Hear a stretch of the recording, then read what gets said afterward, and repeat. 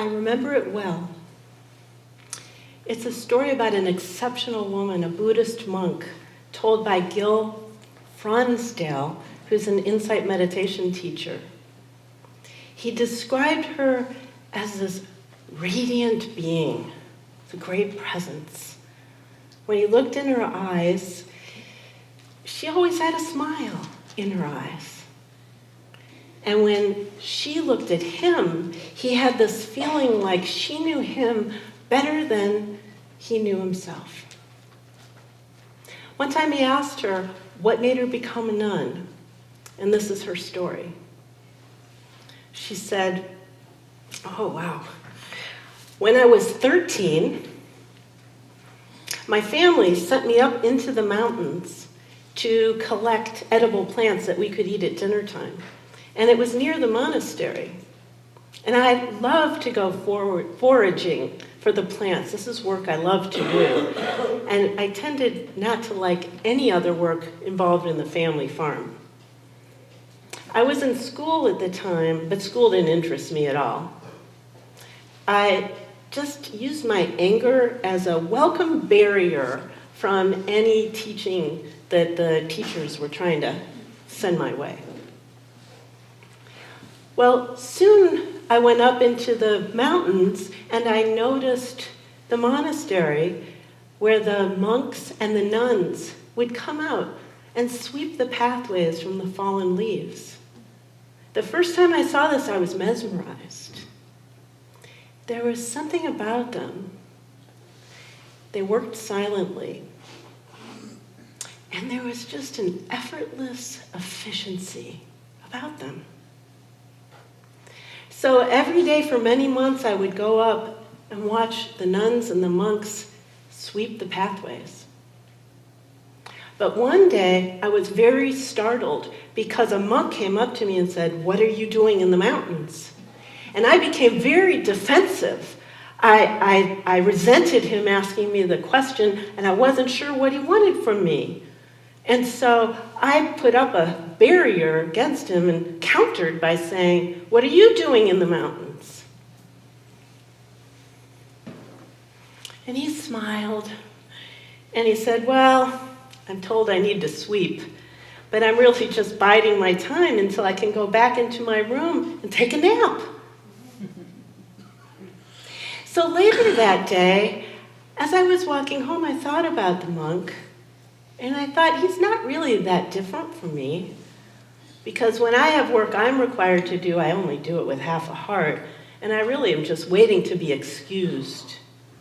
And if I were him, I would have wanted to take a nap too. About a week later, a nun came to me and asked the same question. And this time, I wasn't defensive, but I was resentful. I just felt it's kind of an intrusion. And so I countered back and said, "Well, what are you doing?"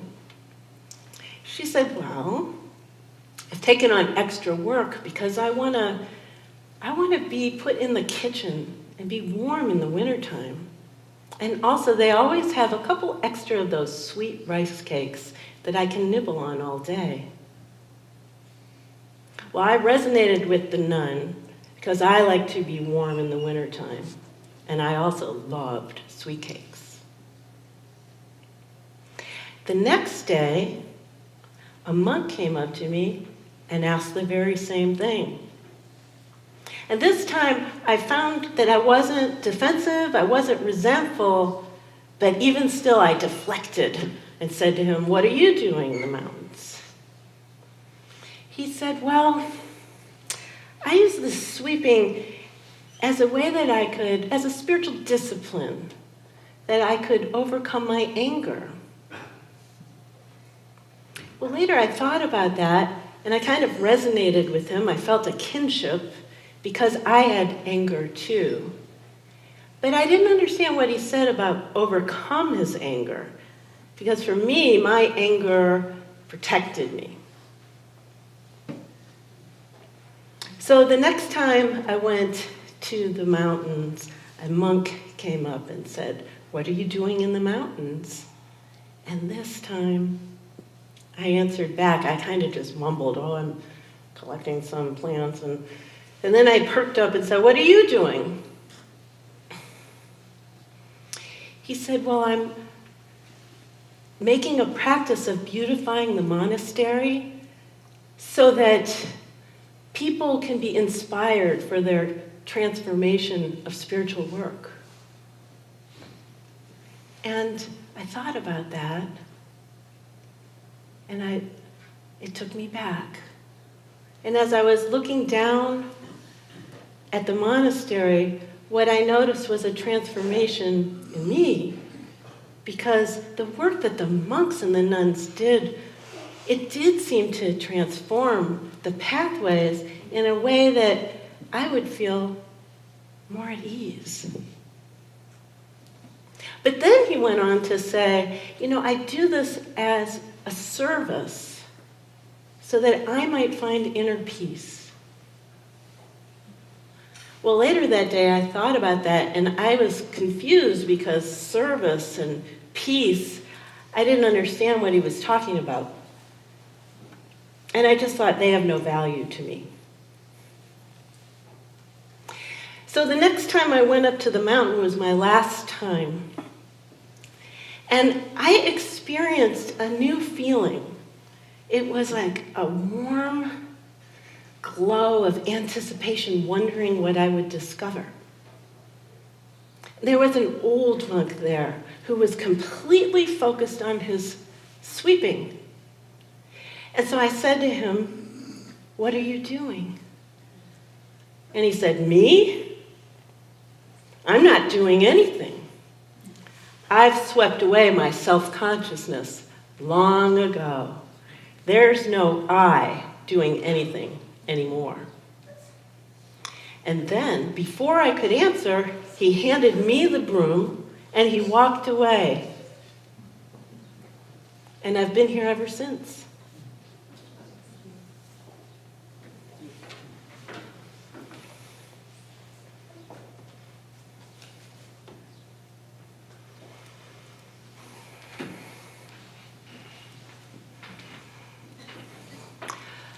What would you sweep away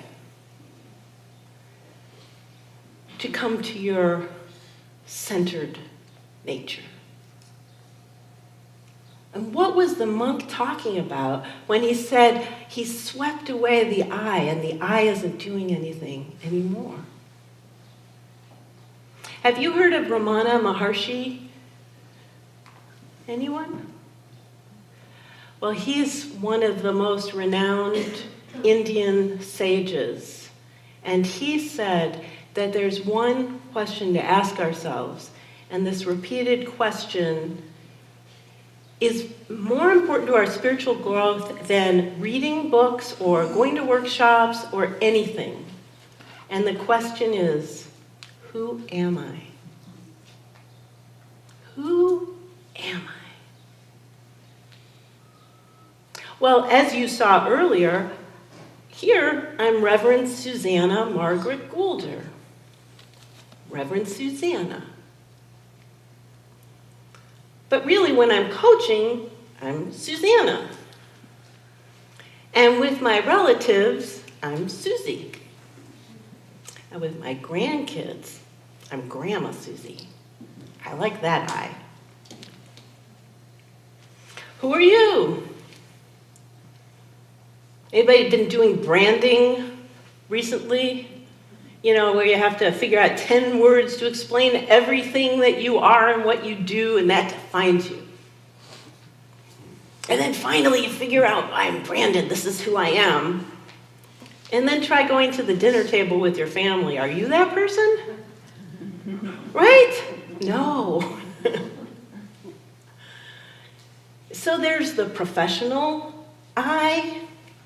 There's the family I. There's the spiritual community I. There's the I that hikes, the I that dances, the I that likes sports or doesn't like sports. There's a million I's. And we have so many I's that all have a different perspective of our life. And so then when we approach change and say, what should I do? There's a symphony of eyes that are responding from their own perspective. No wonder it's hard to make a decision, right? Well, today it is my pleasure to share with you my favorite new book. And it is called The Untethered Soul, The Journey Beyond Yourself by Michael A. Singer. I heard there's people in this room that have read this book. And if you haven't, do yourself a favor and read it. I believe this book is as powerful as Gary Zukav's The Seat of the Soul and Eckhart Tolle's The Power of Now. This is the current most powerful book I have read in a long time, and it has turned a corner for me in my life. And what Michael does in this book is he helps you to shut up the voices that won't shut up. And he describes how he found inner peace and how you can too.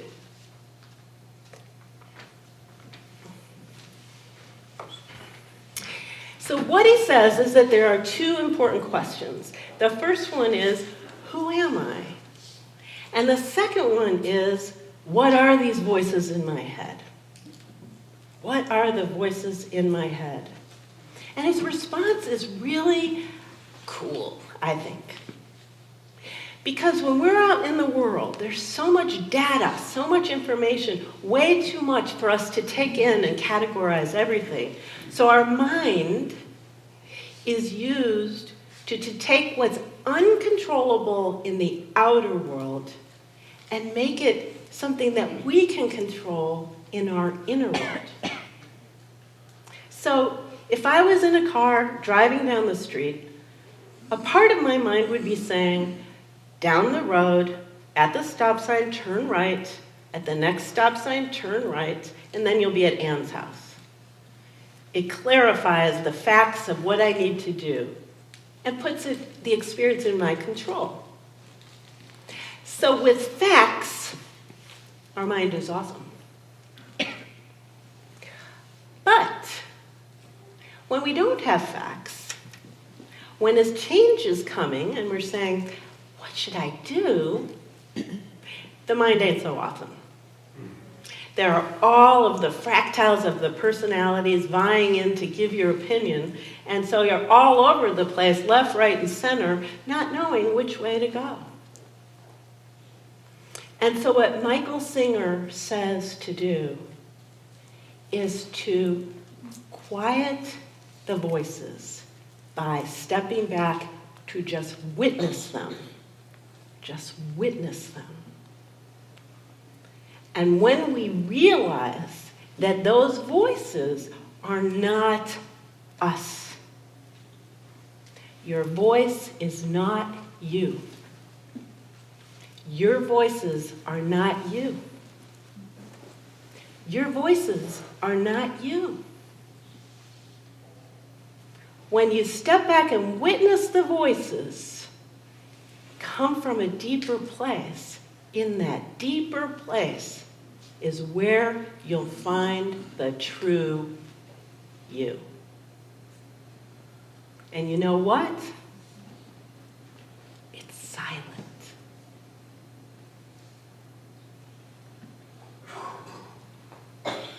So when we started off this morning in the silence as I was standing up here, it was a little opportunity for you to notice how many voices you had going on. What's she doing? When's she going to get started? How long is this going to go on? Did I do the laundry yesterday? All those voices are not you. But you are the oneness of the divine within you. So Michael tells us how we can quiet the voices. And this is what he says to do. So imagine you're in a situation, like for instance, perhaps you want to, find your purpose, live with passion. and you've got all these voices going on. How are you going to know where to go? What he says to do is so simple. You ready? Somebody was ready. Thank you very much. I was expecting that. There we go. That was one of my voices in my head. Here's what he says to do. When you hear the voices, look at them. And then ask yourself, are they worth listening to, or is there a higher way? And if you decide that there's a higher way than listening to the voices, what he says to do is lean back away from them. Give them space and become the observer of them. In this way, you will realize that you are the spiritual being, not human being, but just witnessing human beingness. Did you get that? You're the spiritual being. You will come to realize you're the spiritual being witnessing human beingness. And he says, when you get that awareness, that is the doorway to your awakening of consciousness. It's really big. So, check where I am. Is that when you have this awareness that you're the spiritual being, you realize that you don't need to fix anything. This search for change out here, this impending change out here, you don't have to fix it. What he says is, the first thing you ask is, do I want to be happy? Do I want to be happy? And then you see the voice, and you say, do I want to listen to the voice, or all the voices, or do I want a higher way? And then, when you lean away, the next step is, let it resolve itself.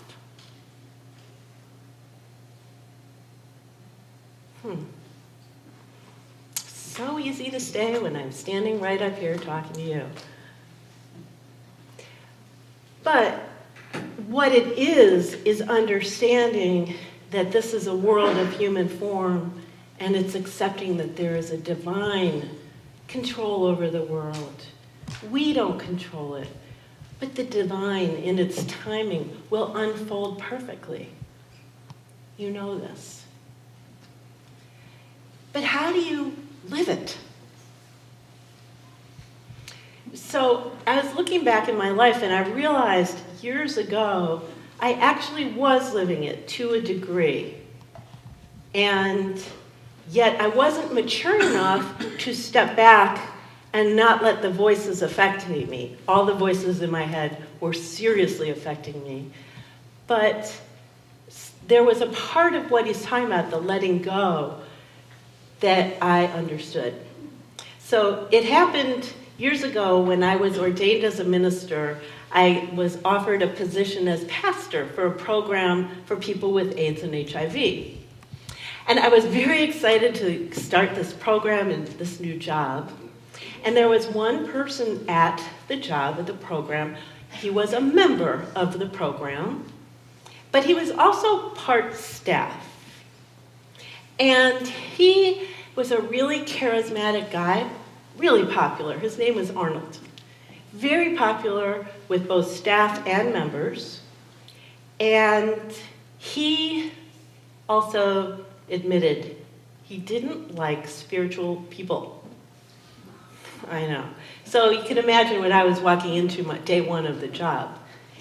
And from day one, he made it his business to try and make things very difficult for me.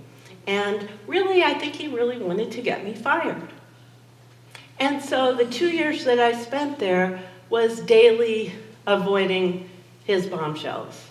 And I can't tell you how many times I was in my supervisor's office dealing with his accusations that I was a liar, that I am verbal abusive, that I don't even know what. I can't even remember them all. And I was pastor of this spiritual program there. In God's good way, I also was teaching Bible study. And what I was teaching was about the Psalms, which are when David, he was being attacked by King Saul, who was jealous of him. And his life was at risk. King Saul wanted to murder him. So the Psalms are David's prayers to God, saying how terrified he was, and admitting how hard it was to have faith in God, and yet praising God, saying, I will trust that you will take care of me. They're beautiful, the Psalms. So I use that same approach. Every day I just say, God will be my vindicator. And what I need to do on a daily basis is, no matter what happens between us, make sure that there's an integrity in my actions. Well, 2 years went by. The man I love and I decided that it would be better for me to move to Cleveland so we could get married. And I left the job. And they had a party for me, a going away party. And so at the end of the day, I was walking down the hallway to my party, and there's Arnold. So we started walking towards each other, and no words came from me, and no words came from him. That was it. So the party was over. It was wonderful. I cleaned up my things. I left. I went home. And darn it, something was bothering me. What was bothering me is that I didn't clean it up before I left with Arnold. So if you were here January 26th when I talked before, you'll remember the reaction mind. Well, I thought I should call him and say something. That would be good. But I had all those reactions. I did not want to call him. And once again, I went down deeper and made the phone call. So the phone rang. Fortunately, he didn't answer. God. Hi, Arnold. This is Reverend Susanna. I just realized that I never had a chance to say goodbye to you. And I want to tell you that I really see what you're doing with the members, and it's very good, which is true. He was good in that way. And I just wish you the best of everything. May all go well for you. And now I was clear and in integrity with everything that I had done, ready to move on in my life. But you won't believe what happened the next day. My supervisor called. Again, another Arnold issue was happening. I wasn't even working there anymore. Susanna, yeah? It's Julia. Hi, Julia. What's up? Well, there was a, employee meeting this morning, staff meeting this morning. I have something to tell you. What is it? Well, Arnold had something to say about you. He said he was wrong about you. And he apologized for all the things he did to you. God was my vindicator.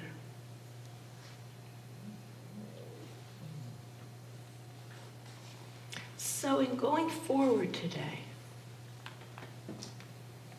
will you listen to your voices? And will you consider leaning back away and becoming witness to them? Will you ask yourself, in this situation, do I want to be happy? Is this worth this disturbance? And if the happiness or the higher way is to witness, then step back and allow the situation to resolve itself. You willing to do that for a week? Yeah, cool. So I leave you today with some very wise words.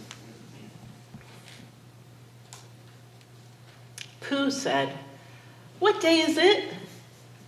And Piglet squeaked, "It's today." And Pooh said, "Oh, my very favorite day." In this day today, when you drop in and find the real I that you all are and can access, you will become a radiant light. You will see it. You will know it. You will feel it. You will bring it. And you will cast this light, your light, more powerfully in your world. Namaste.